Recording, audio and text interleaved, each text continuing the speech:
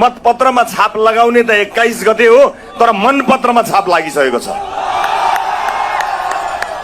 मैले भन्नुपर्ने कुराहरू धेरै छैनन्, थोरै छन्।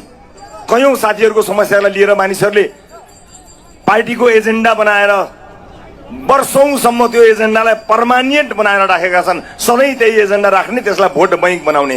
रासोपाले के गर्छ म तपाईलाई बताउँछु। रासोपाले के गर्छ? रासोपाले राजनीतिक विकृति र विसङ्गति मध्येको एक रहेको जनताको अधिकारलाई माग बनाएर हरेक चुनावमा घोषणा पत्रमा बल्याङ्ग्रे अक्षरले लेख्ने युगलाई अन्त्य गर्छ। पाइदैन। जनताको माग हो, त्यसलाई पूरा गर्ने हो। त्यसकारणले हामीले 5 वर्षको स्थायी सरकार यसपटक मागेका छौं। पहिलो पटक नेपालको इतिहासमा कुनै राजनीतिक दलले जनतासँग कन्ट्र्याक्ट गरेको छ। जनताले भोट दिने, जनतालाई नेताले बाचा गर्ने, अनि सजाय पनि त्यही भोट दिने जनताले पाउने। अब यस्तो चल्दैन, अब यस्तो चल्दैन। बाचा जसले गरेको हो पूरा नगर्ने हुने सजाय त्यसैले पाउने हो, जनताले सजाय पाउने होइन। यसको लागि 5 वर्षको स्थायी सरकारको हामीले अपेक्षा गरेका छौं। आज मलाई धेरै लामो केही पनि भन्नु छैन, धेरै लामो केही पनि भन्नु छैन। म तमाम विशेष गरेर भारतमा काम गरिरहनुभएका सुदूरपश्चिमका दाजुभाइ दिदीबहिनीहरूलाई यहीँबाट प्रणाम गर्न चाहन्छु, सम्झना सुनाउन चाहन्छु। तपाईहरुलाई धेरै धेरै नमस्कार र सम्झना छ। मलाई थाहा छ परदेशको भूमिमा सजिलो छैन, कामको चापाचाप छ, परिवार पाल्ने बाध्यताले जानु परेको छ।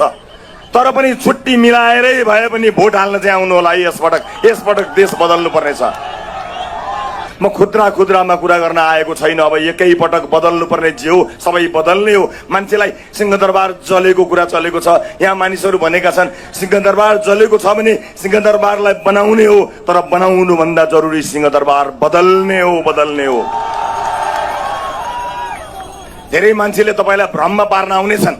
यिनीहरू आए भने गरिबको बस्तीमा डोजर लगाउँछन् भनेर तपाईको भोट चोर्न फेरि पनि आउलान्। तिनलाई सोध्नुहोस् 35 वर्षसम्म हाम्रो सपनाको डोजर कसले चलायो, तिनलाई सोध्नुहोस्। डोजर तिनले चलाएको, हामीले होइन। हामी बनाउनु भनेर आएका छौं, बनाउँछौं, हामी गर्छौं र हामी सक्छौं। म भनेकै कुरा केही दोहोऱ्याउँछु। कतिपयले भन्नुभएको छ प्रत्यक्षमा चाहिँ घण्टीलाई हालौँला, समानुपातिकमा अरू कसैलाई हालौँला, या समानुपातिकमा अरू कसैलाई हालौँला, प्रत्यक्षमा घण्टीलाई हालौँला भन्नु भएको छ। म सबै ठाउँमा नबिर्सिकन भन्ने कुरा सुदूरपश्चिममा पनि नबिर्सिकन भनेर जान्छु। बेथेती र भ्रष्टाचार सबै फाल्ने कि आधी फाल्ने? पुरै फाल्ने कि आधी फाल्ने हो?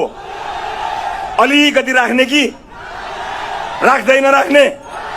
त्यसो हो भने प्रत्यक्षमा पनि घण्टी, समानुपातिकमा पनि घण्टी, यहाँ पनि घण्टी, त्यहाँ पनि घण्टी, देशैभरि घण्टी।